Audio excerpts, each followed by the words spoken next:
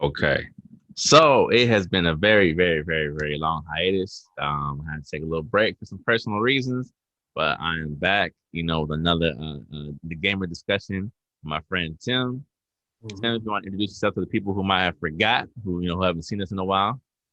Hey, everybody, this is Timothy Smith or at Michael Smith, whichever one that you prefer. And, it's glad to have you back, Anthony. You've been good. You've been missing in action for a little minute, bro. Yeah, yeah. I'll admit, but my eyes have not still, turned off from the games, and we still had our own private discussion. So you definitely motivated me to kind of come back and, bring things back. So I figure why not start off with a discussion, and for Mhm. today's topic, we'll start off talking about two of our most reoccurring things, which is easily Sony and their state of things and Capcom and their state of things.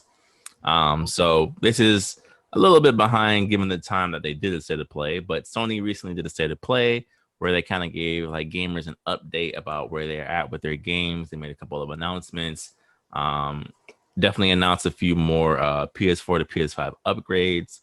A couple more studios announced what they're planning. Rockstar apparently is going to give us another new version of Grand Theft Auto 5. 7 years later. So Tim, what was your thoughts about like the overall state of play with Sony? I mean, well, first off, it's still good to see Sony still has some momentum, like even after they release their systems, because, all right, yes, currently a lot of people are still trying to buy a PS5 because Mm-hmm. of the whole scalpers issue and things of that nature, and in terms of production.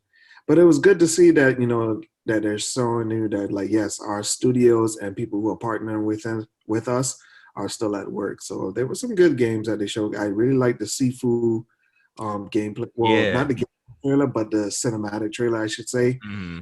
But you could definitely see that they're starting to get into that phase of, well, yeah, you need to hurry up and find one because let's just let you know this PS4 support not really gonna last that long. Right. Yeah, I agree with you. I don't think there was anything, like as we discussed before I started recording, I don't think there was anything new that was mind blowing, right? I'm like, there was a lot of good stuff. Like I kind of forgot about the seafood thing, 'cause I didn't catch it at the time, and I was like, that actually looks pretty cool. I think it's still Sony kind of playing it safe, right? Third person style game, action adventure oriented. But I'm like, it works, like we still love it. It's still good, But I do think that it is weird. It was just weird for me because I felt like while I was watching it or watching the clips and enjoying it, I did see that possible disconnect that Sony is known for with their fan base, where it's kind of like, you know, there was a time, especially during the PS3 era, where they kind of got completely disconnected, and we had that whole fallout of like, "Hey, buy this $600 system, yada yada yada, not backwards compatible, whatever." And they uh, reinstore their good name over the PS4 life cycle. But here it Mm, is with the PS5, where it's like you said, with the whole scalper situation, a lot of people can't even get a PS5. Like, forget the cost of affording one, right? It's like they can't even get their hands on one. And yes. Sony don't care because the scalpers are still technically buying the PS5. Like, they're still being sold, they're still making money, right? But I feel like despite the pandemic, right? Despite the fact that they kind of expect us as consumers to be understanding that these studios can't bang out these games in the way we would like them to because there's still a pandemic going on. I kind of felt like the state of play was maybe the first sign of Sony kind of getting back to that disconnect with the consumer of like, yeah, you need to get a PS5. It's not our fault you can't get one, like, and I think nothing was a bigger showcase of that than the Final Fantasy VII remake upgrade announcement. Yes. The fact that you, as a Sony enthusiast, as a person who probably played it on PS4, will not be able to play the Yuffie's DLC unless you own a PS5, and you have until summer of this year to get yourself together. Yeah, I believe it was June 10th that they said. Mm-hmm. It's so funny how they followed up with the March PlayStation Plus free games that you actually could play Final Fantasy Remake for Right, like, free. oh, but But we still like love y'all, so you can just play it for free. But just let y'all know though, like Yuffie is PS5 exclusive. So how do you feel though? Do you feel that like, because we talked about this before, like off camera, about how like, Sony has had to kind of, you know, get back in our good graces? Like, do you feel like this is them kind of getting a little bit more arrogant now that they're like the reigning champs again? Or I still feel that they're learning from their mistakes. Mhm. Because I saw an article the other day recently where they're about to cut movies and TV shows Mm. from the PlayStation Store service because as you can see, the ones who are running that market are the ones who have subscription services. But I also do believe that it's also because of the merger that they potentially might be doing between Funimation and Crunchyroll. They Mm. bought it. So I do feel like something big is coming. But like I do feel like they've learned from their mistakes in terms of their disconnect, with their fans, because I do foresee that they know that, all right, we need to keep these people happy in order to secure this console generation, especially during this downtime of, of course, the pandemic and things of that nature. Mm-hmm. It's just that with me, like, especially when we're still in that era of crossing over from one system generation to the next, everybody's like that, to be honest. Mm-hmm. Because we've enjoyed the PS4 for some time. I just still feel like it deserved a bit like 2 more years to it. Mm. um I'm in a place of like I'm still enjoying the leftover PS4 games that I didn't even finish. So getting a PS5 for me right now is not really the biggest priority. Mm-hmm. Yes, like I love Ratchet and Clank, which is coming out later this year, but it's still not enough for me to say I want it right now. Right. The biggest things that I would say that I will run it right now is, of course, either God of War Ragnarok or Horizon, Forbidden West. Those things are like, I need this right now. Right. Do you But feel with Horizon, right? Just so if I don't forget, do you feel like Horizon is going to suffer from what we experienced from the transition from PS3 to PS4, where like if you buy the PS4 version of Horizon, you're going to get this like glitchy, almost unplayable game? Or do you think we're going to kind of get maybe similar to like a Miles Morales, where like it is undoubtedly a lesser experience, but still quality enough to be enjoyed? I feel like it'll go to Miles Morales route because Mm. especially after that whole thing that happened with Cyberpunk as of recently, bro, nobody's trying to have that problem no more. So I do Mm. feel like yes, it's going to be like yes, Horizon Forbidden West is like dominantly made for PS5. Like you'll see in terms of like the ray tracing things and performance modes, things of that nature. But Hmm. I do feel the PS4 version will just be a standard, enjoyable experience, Okay. hands down. Because like trust me, Sony would not ever dare. dare. They, Or they, would they? I mean, I don't know. Like I think, my big fear with any type of entertainment, right, is like I'm not a big fan of monopolies, right? So I don't like the idea of one company getting to decide how the entire face of an industry looks, right? Mhm. And I think, one of my fears, like even though I am a fan of Sony, it's like I enjoy the competition between Sony and Microsoft. Can't really count Nintendo because they just choose not to compete, which is, their business. But it's like, we know that even with Microsoft's best efforts, Sony will probably run the next gen for at least the next 2 years, just off games alone.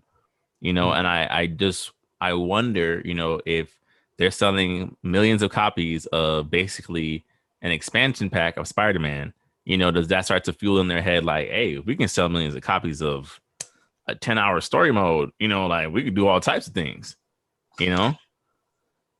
That's what I do fear because we also grew up in that whole season pass era. Hmm. Everything was a season pass, like the most littlest thing. Like, nope, you got to pay for that after that $60. So I just hope it doesn't go that far. Hmm. 'Cause, for example, like Uncharted Lost Legacy and Miles Morales, I felt like those were great standalones for themselves. Hmm. Because especially last of Lost Legacy had the Uncharted multiplayer for but like yeah, like this is some very treacherous waters that we're going through as of now.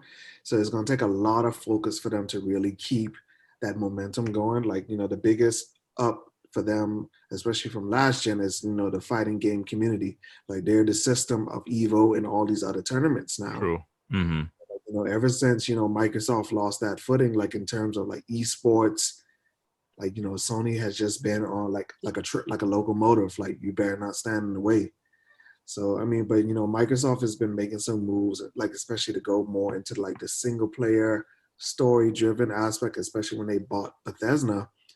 But as big of a hit that was, like you did make a point that Bethesda still, it's B that B plus company. Like they make good games, but like they're not the ones that is like, oh my gosh, like did they really just do that? Like Right. yeah. I mean, the potential is there, right? I think that's the thing about Bethesda is like the potential for them to be like dropping AAA titles, or you're just like, my goodness, it's there. It's just I feel like, especially with this last few games from them, it's like, I don't know, they've had a couple more stumbles than I think more people expected from them, and I think they have a little bit more to prove coming into this next gen cycle, you know. Um, I guess just to kind of wrap up this section, I know before the PS5 had launched, you had said that essentially it would be the games that would kind of like motivate you to want to purchase one. Do you feel like now that we're coming up on at least 6 months in of the PS5 having being launched, like do you feel like that's still the motivating thing for you? Like you still need to see like games to kind of like want to have you like pull the plug and make that purchase? Yes. And then when I mean by games, I don't mean PS4, but also on PS5. Like I want strictly for PS5 games because like for me, I'm the type of person that when I get a new system, I don't really care for the last gen. Like I am a completionist. Like I like to finish, in the era, like, that I'm finally roaming in, like, because as of now, Sony has been releasing them sales back to back. Like I've been hitting you up today, like, bro, I bought this, bro, I bought that.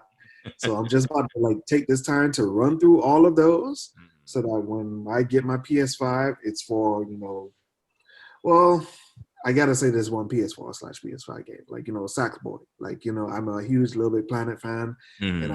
I do see the interesting route that they're taking it. They're in a sense kind of making it on its own Mario in a sense. Mm-hmm. So that's one game that that'll be for me that I would fully enjoy. The latest Ratchet and Clank. But yeah, bro, I need that God of War Ragnarok. I need that Horizon, and especially after what we saw with Final Fantasy, I do see The Last of Us is probably right on the Oh, right for sure. too, because especially like people have still been asking about what about the multiplayer? What about the multiplayer? And they showed hints about it, but of course you could tell that that was probably going to be a PS5 incentive. Mm-hmm. Mhm. I agree. I think it's still the games for me too. I'm a little concerned with um the at least initial seeming lack of support for the system itself, right? Like I think it's like just what last week or 2 weeks ago they announced that they're gonna be possibly dropping a patch that like opens up more storage, internal storage within the PS5. Hmm. Because like people have been complaining, like like with the new Call of Duty, you can't play it on the PS5 anymore. Like there's no more space. You No, can't play bro. it. When it comes to Call of Duty and this whole Warzone shit, like it's like, bro, every time you log on your system, it's like, bro, like you need to sacrifice a game. Mm-hmm. It's So like these updates have gotten crazy from like the PS3 era, bro. Like, we've gone from like just like a couple of megabytes to like 5 GB patches, yeah, bro. yeah. And Mortal Kombat 11 is notorious for that. Right. And it's like quality of life stuff. You're just like, what? Like fix some like character model clipping. You're like, and it was 3 gigs? Like, what do you mean?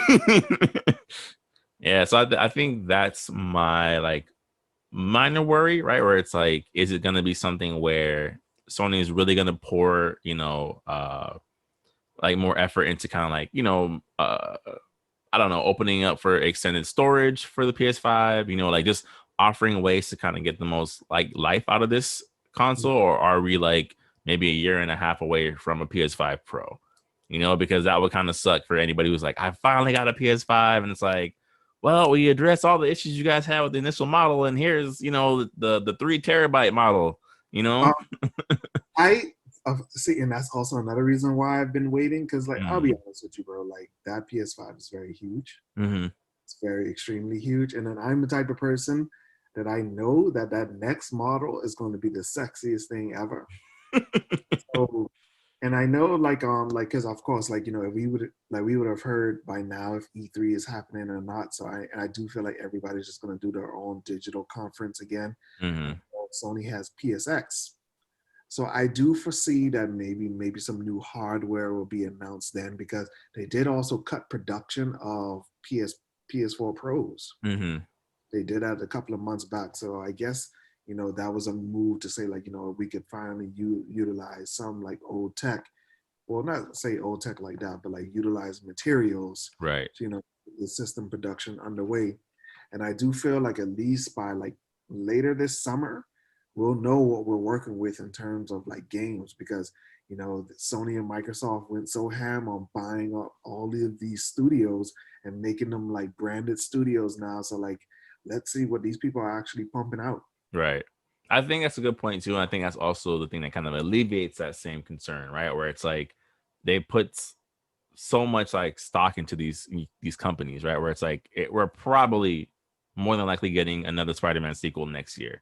God of War for sure will be out by next year. Yes. Like, are we already ready for the next model, given that we're about to get like at least 2 or 3 AAA titles within the next year and a half?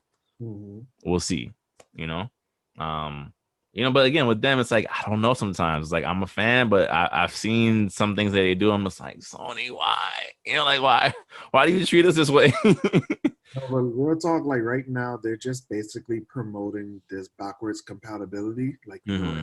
say, oh, better loading times, oh, better performance. Like, and they're gonna run with that for a little bit. Hmm. And it's not really a win or lose situation. It's basically it's what you can deal with, man. Right, Because right. it's better. And then at least what they say, like, they have these PS4, PS5 crossovers. At least you don't have to buy something else, True, true, true, true. which is basically the same game. Because for me, I bought Mortal Kombat 11, the Ultimate Edition. So at least when I transfer over to the PS5, at least I'll be able to play, I'll be able to play that. I'll be able to play, some of the other games that I have backwards compatibility, because, I've gone all digital as of now. So at least, like, my gaming library is not in jeopardy. Hmm. It's just that, I'm just waiting to see, like, what is the PS5 specifically is going to bring. And, since it has a slow start with the pandemic, 7 years from now, I don't want to hear about another system, bro. Like, chill. Like, let this PS5 do its magic for a bit. Hmm. We'll So, see. I definitely think they planned better this time around than with the PS4. I think they've definitely allowed for more like console pushing games mhm. than they did the previous generation. So I'm optimistic. It's just something in the back of my mind because we all know like at some point there will be a new PS5 model. Like it's Yeah, just the name of the game. that's bound to happen. Yeah, Same with Microsoft as well. yeah, Because for sure. I kind of feel like a lot of people are not really feeling the cube thing, especially like Mm. the cube tower. Like, personally, nah. But I mean, to be fair, it's like I feel like with Microsoft, like their designs have never been their selling point. Like I've never looked at the Xbox and been like, that's a sexy looking system. Like other than like knowing what's under the hood. So it's like it's nothing new with them. Of course. Um, but talking as a perfect transition point into there's nothing new with them. I think it's the perfect time to bring up Capcom, and it's more specifically the way they've been handling their winter update in spring with Street Fighter Five. So we recently got a nice little breakdown of Street Fighter Five and the winter update that we were promised. Granted, Hmm. again, the pandemic, I get it. But now Dan is out. You've seen rough previews of Rose. We have a glorified Character select. a character select character, a Mokujin from Tekken, if you will. And what are your thoughts? How do you feel about the way they're handling the last half of Street Fighter Five? Well, Street Fighter Five, like you could tell, like this. All right, because for a fact, this last season was not planned. Like you Mm-hmm. could tell, they probably had like early works of, all right, Street Fighter Six, which is probably basically the conclusion of Street Fighter Three. Mm-hmm. Since you never really understood like how that story actually went, because the first one was retconned by the second one, and Right. then the third one was basically showing like Gil is the final villain of the world, and he wants to create some little utopia or Mm-hmm. something of that nature. And then at least, all right, I'll give Street Fighter 5 credit, at least with that little story mode that they released as free DLC. At least you got to see the build up of how does Street Fighter 3 come into play. Right. So I at least enjoyed that. But in terms of how they did, like, the characters, like, especially what we had to pay for, bro, no. This, like, as of now, like, even as we enter into season 5, Street Fighter 5 is 95% a complete game. Because we started off with the game, I believe, with like 12 characters, bro. Bro, Yeah. like this, Something insane. Yeah. this is not an indie fighter, bro. You don't do 12 characters. You don't do that.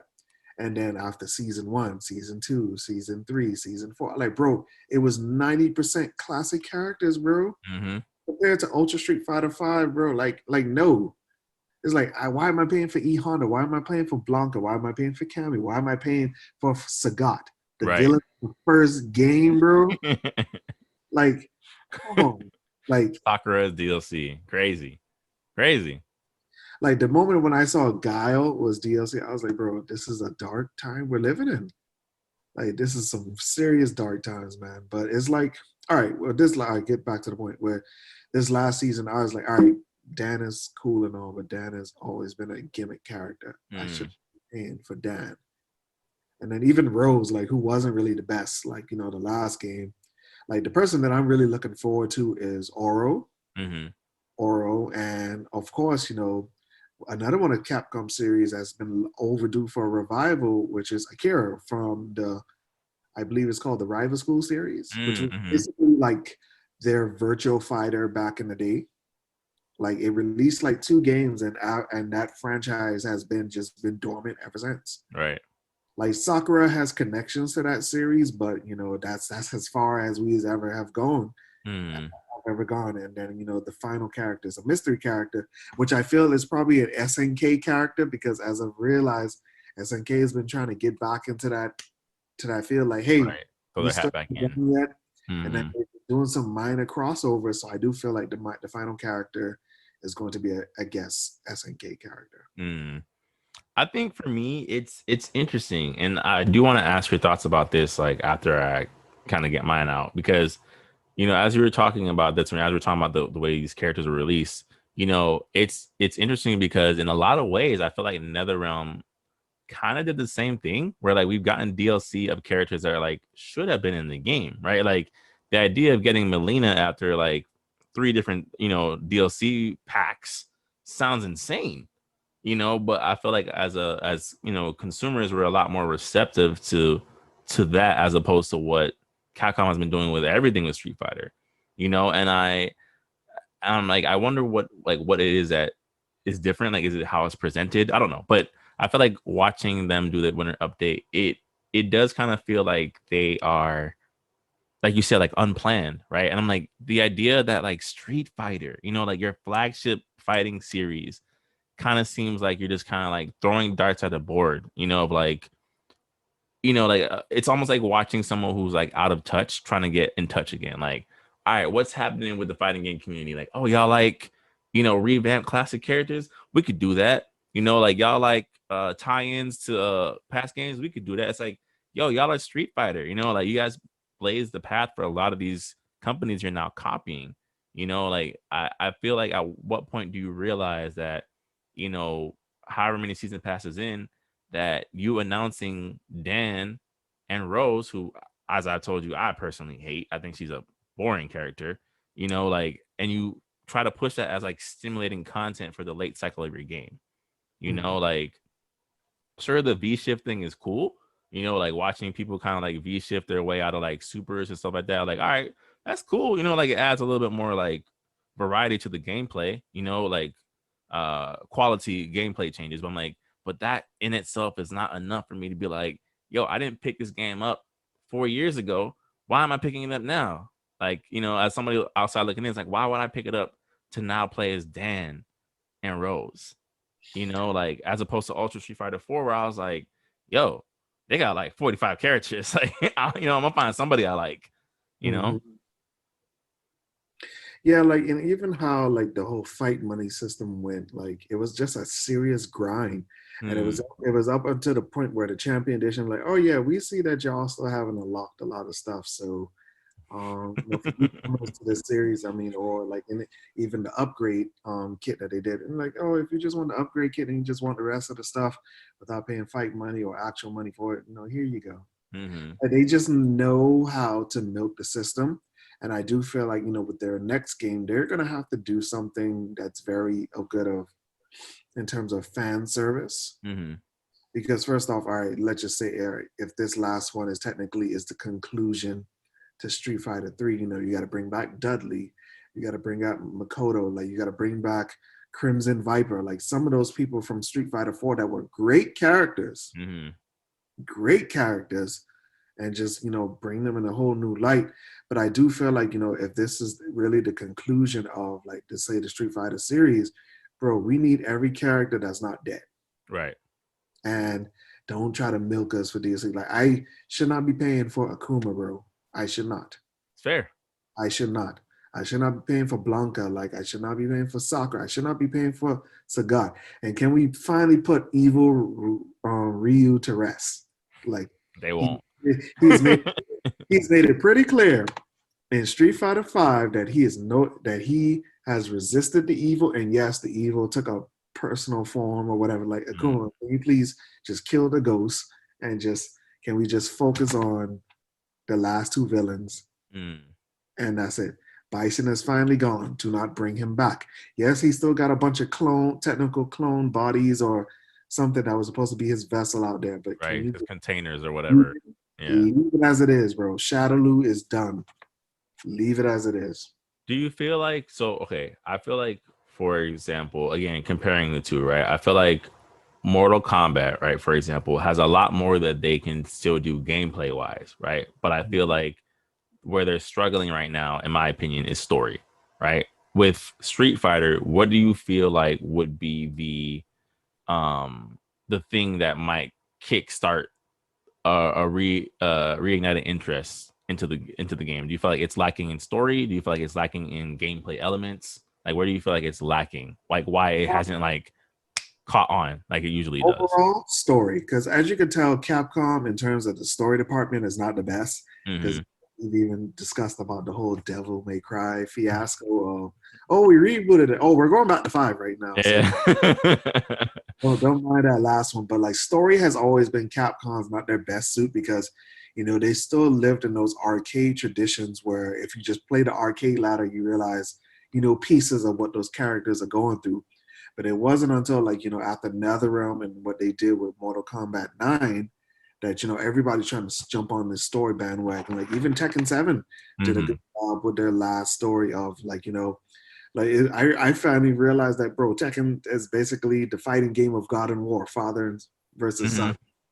So we need a very powerful story because Okay. even in terms of Street Fighter Five, you realize that Cammy is now a fugitive because she tried to save her sister. Hmm. Um, you realize you saw the moment when Ken first met Sean. So now in the next game why Sean actually became a fighter in Street Fighter 3. And Hmm. you realize that that dude Alex is basically the new Ryu of the next generation, basically. Hmm. And then, Chun-Li, Gal, they're all still looking for closure of what happened between, the things that they faced with Shadaloo. So, yeah, Vega, Balrog, they're still out there. Are you going to seek your revenge on them? And then even with Bison dead, what is going to become of Balrog and Vega? So things of that nature. So I do feel like the next game should add like a lot of closure elements for Okay. characters. Hmm. Um, and then just they also need to just fuse this universe that they're trying to make, where it's like Street Fighter, the Final Fight characters like Guy and Cody, and then as of very recently, with this latest DLC, the rival school characters, like incorporate more of them, because most of the rival school characters, excuse me, they made their debut in like Capcom versus SNK titles. Hmm. So like they were in those fighting games, but I do feel like Street Fighter as a whole should really bank off those franchises and just fuse them together. Or if you want to branch off, like bring back your Darkstalkers series or bring back rival schools, in a sense, like, because people still want that 3D fighting game because Virtua Fighter is coming back. Right. So the esports scene is very huge right now. But then, or in terms of go back to what you said, I do feel like story, and in turn, like story is their biggest thing that they should really just beef up on. Mm-hmm. I think those are actually really great ideas. Honestly, like I think as you're talking about it, I was like, I do feel like roster wise, right, going to Street Fighter 6, it's like I don't know if there's any more surprises that they can pull out, right? Of like who else can you really introduce into the roster that like is gonna make people want to like purchase it. But I do think, if they were to dive more into the Final Fight universe, dive more into rival schools where it's like, hey, remember this character? Like they come in, we have like a crazy idea for them. Would be Actually, they dope. kind of they kind of hinted this in the Street Fighter Five story, where you actually fought the rest of Bison's dolls. Mm-hmm. You realize they're all from like different nationalities, and like yes, they had basic 1-2 moves, and they were more gimmick characters than Dan. But then now that they're finally free, maybe you could actually establish an actual move set for all of those girls. And then people have always been saying certain fighting games they lack female characters. So I feel like this would actually be very, very good. Mm-hmm. There was like this African one, like I fought her in the story mode. Like she literally pumped, she hit the shit out of me with her little staff thing. I was like, oh, yo, she's a dope looking character. Like, I mean, I knew of the dolls, but I just never knew them by specific face and name. But then that game actually showed me that there's more than just Cammy and DeCapri. Right, right. So I mean, I do feel like in terms of like roster, they could actually go into that, and of course, bring back the characters that you introduced us in Street Fighter Three, Mm-hmm. um, Roshan, and there was this other guy named Remy, and then they kind of hinted that one of the season 3 characters of Street Fighter Five was actually one of the characters from Street Fighter Three. Mm-hmm. So I mean, it just look like I said, like there's just a lot of story elements that you just need closure about. So I feel like this could actually be their chance to actually do it. So Okay. I guess in closing, since it is technically more about Capcom, how do you feel as 2021? Because we're still pretty early into the year. How do you feel Capcom has handled or thinking that they might handle their series going into the rest of the year as games? Like do you feel like it's gonna be only Street Fighter focused for the year? Do you think that they might have a surprise for us later on? What are your like predictions? I think it's going to be strictly focused on Street Fighter because I could tell, like, as we're still in this pandemic, a lot of companies are still stretched thin. So Mm-hmm. a lot of them are going to be very, like, strict project focus. The only surprise that I feel that we're ever going to get is basically who this last character is. Okay. Um, even in terms of their tournament that they do every year, I still haven't even heard anything about them trying to get that back up and things of that nature. So I Mm-hmm. feel like the focus is going to be to finish Street Fighter Five, and then once Street Fighter Five is finished, oh, just let y'all know, Street Fighter Five is available on PS5 for like a little upgrade. Oh, better load times, better this, better Right. that, and just do that little crossover like they always do, Mm-hmm. and just call it a day. And because I really don't foresee like a Street Fighter Six till like 2023. I think that's fair. I don't think so either. I think they would be smart to if they do announce something this year, I would hope it's on another fighter. Like this wouldn't be the time to I like do announce a Marvel foresee, vs. Capcom I reboot. do, and I do foresee that Capcom versus SNK will return. But I this year? all right, if push comes to shove, that I probably see in 2022, Mm-hmm. like at least an announcement, because there have been some hints like, yo, that might be in the works. Because as of now, SNK is really, really like pumping some good stuff out. Like they learned a lesson from King of Fighters 14 with that horrible graphics,